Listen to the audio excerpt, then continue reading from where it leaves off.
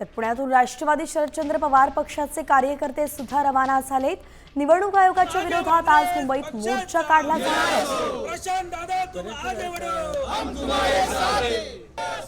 अन्यायाच्या विरोधात सत्याचा मोर्चा, अन्यायाच्या विरोधात सत्याचा मोर्चा, अन्यायाच्या विरोधात सत्याचा मोर्चा, अन्यायाच्या विरोधात सत्याचा मोर्चा। महाविकास आघाडीचा विजय असो। अन्यायाच्या विरोधात मुंबईमध्ये आज सत्याचा मोर्चा निघणार आहे। त्यासाठी महाराष्ट्रातील कानाकोपऱ्यातून सर्वच पक्षाचे महाविकास आघाडीतील पक्ष जे आहेत ते आता मुंबईकडे रवाना होत आहेत। पुण्यातून राष्ट्रवादी काँग्रेस पार्टी, शरदचंद्र पवार गटाचा हे सगळे कार्यकर्ते काही वेळात मुंबईच्या दिशेने जाणार आहेत। मनसे, महाविकास आघाडीतील सर्व पक्ष आज या मोर्चामध्ये सहभागी होत आहेत। दादा, सत्याचा मोर्चा निघतोय, गेले अनेक दिवस झालं जो मतचोरीचा विषय आहे तो पुढे येतोय। आता त्याच्या विरोधात सर्व पक्ष जे आहेत विरोधातले ते एकत्र झाले। लोकसभेला दणका बसल्यानंतर विधानसभेपर्यंत या ठिकाणी महायुतीने चोरी छिपे या ठिकाणी 76 लाख मतं आतमध्ये टाकली।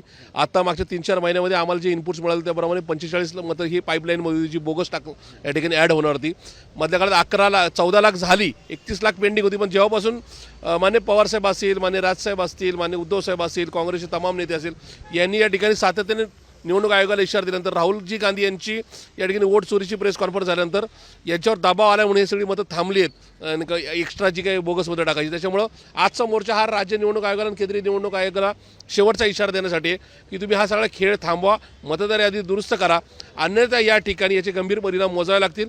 आम्हाला या देशामध्ये कुठल्या प्रकारे अराजकता माजवायची नाही आहेत। आमचं म्हणणं आहे, तुम्ही कर्तृत्व करून दाखवलं असेल, काम दाखवलं असेल, महायुती असतील म्हणजे फडणवीस असतील।